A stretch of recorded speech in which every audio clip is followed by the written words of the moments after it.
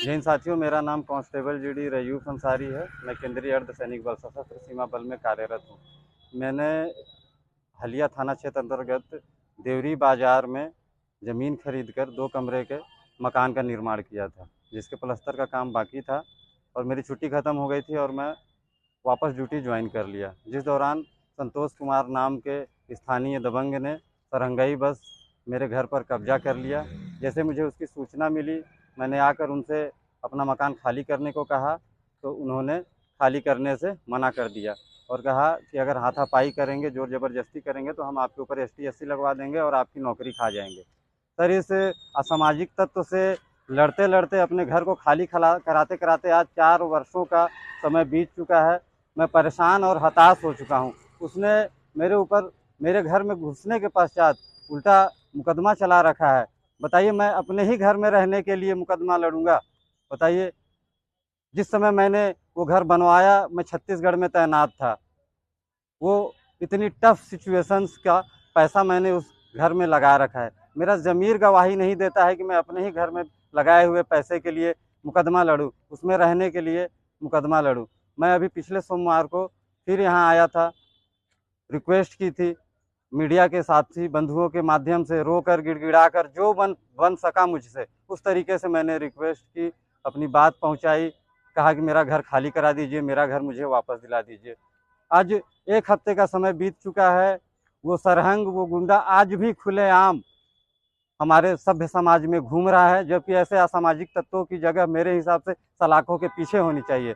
मैं अकेला परेशान हूँ, आज यहाँ अकेला खड़ा हूँ। कल ये किसी के भी साथ हो सकता है, किसी के परिवार के साथ भी हो सकता है। आज मेरे साथ हुआ है, कल आपके साथ, कल किसी और के साथ, कल आपके और हमारे बच्चों के साथ हो सकता है।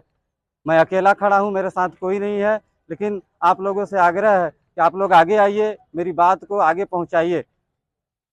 जब हर बार मेरी छुट्टी समाप्त हो जाती है और इस बार भी वही हो रहा है। 2 महीने की छुट्टी मेरी ऑफिसों के, दफ्तरों के चक्कर काटते काटते ख़त्म हो गई है। मेरा परिवार भाड़े पे है, मेरी 2 बच्चियाँ हैं। 6 महीने से मैंने उनका फीस नहीं जमा कर पाया हूँ मैं स्कूल का। इस सिस्टम के तरीके से, सही तरीके से लड़ते लड़ते 15 लाख रुपए का मैं कर्जदार हो गया हूँ।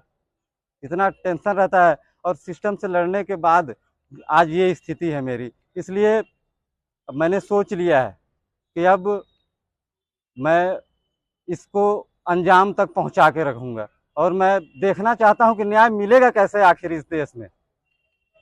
हम सीमा पर डटे हुए हैं, हमारा घर परिवार सब यहाँ किसके भरोसे है? आखिर सरकार ने यहाँ हमारे बच्चों की जवाबदारी और जिम्मेदारी हमारे परिवार की दे किसको रखी है? कैसे कोई कब्जा कर ले रहा है और खाली करने से मना कर रहा है? साथियों, मेरी छुट्टी 22 तारीख को ख़त्म हो रही है, लेकिन मैंने सोचा है इस बार या तो मैं न्याय लेकर ही जाऊंगा या मैं यहीं डीएम या एसपी साहब इनके ऑफिस के सामने बावर्दी पेट्रोल छिड़क के और आग लगा लूंगा अपने आप को। अगर इससे भी न्याय मिलता है तो मेरी 2 बच्चियां हैं, जब वो बड़ी होंगी तो आप लोगों से आग्रह है कि आप उनको इस न्याय के मायने समझा दीजिएगा।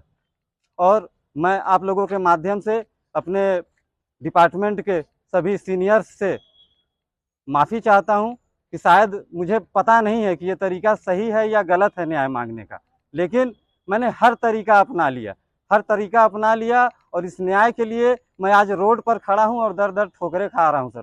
तो मैं ट्रेनिंग से लेकर आज तक आप लोगों ने यही सिखाया कि हम 2 महीने घर पर रहते हैं और 10 महीने ड्यूटी पर, और यही हमारा असली घर परिवार है। आज मैं सर यहाँ इतना अकेला हो गया हूँ और ये व्यवस्था देखकर मैं टूट चुका हूँ। आज मैं आप लोगों की मुझे इतनी याद आ रही है, ऐसा लग रहा है कि मैं अपने परिवार से दूर हूँ।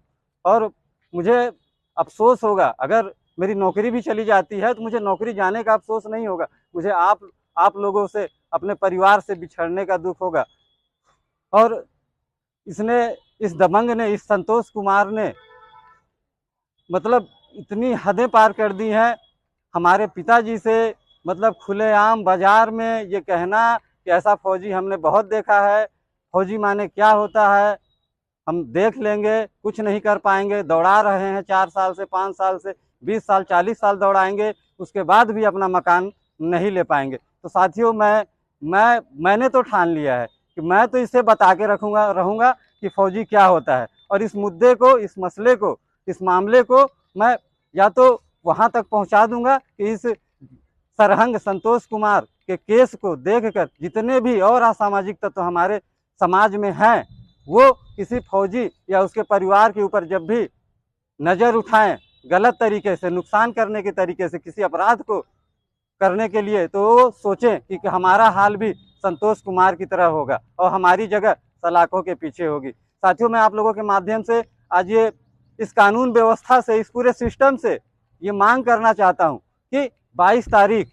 जिस दिन मेरी छुट्टी समाप्त हो रही है, अगर उससे पहले मेरा मकान खाली नहीं हुआ, खाली नहीं कराया गया उस सरहंग के कब्जे से और उसके खिलाफ जबरन मेरे घर में घुसपैठ करने, जालसाजी करने, इतने वर्षों से मेरा मानसिक और आर्थिक पतन करने, पीड़ित करने के तहत हमारे आईपीसी के जिन भी धाराओं के अंदर ये अपराध आते हैं, अगर उनके अंतर्गत मुकदमा दर्ज करके, एफआईआर दर्ज करके, उसकी तत्काल प्रभाव से गिरफ्तारी करके उसके ऊपर आपराधिक ट्रायल चलाया जाए और उसके अंजाम तक पहुंचाया जाए जहां उसकी जगह है।